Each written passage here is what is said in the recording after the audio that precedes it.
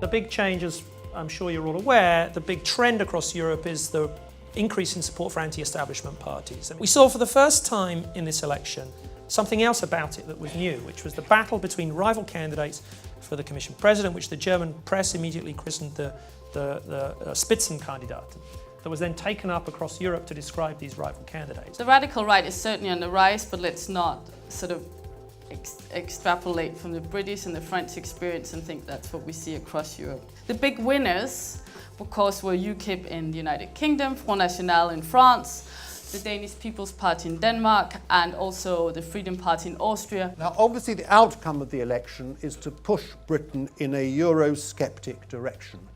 And the Eurosceptics have always argued that Britain was a different country from those on the continent. And I ought to say that argument has never been taken seriously enough by pro-Europeans, of which I regard myself as one. Everybody was expecting that there might be an even lower turnout.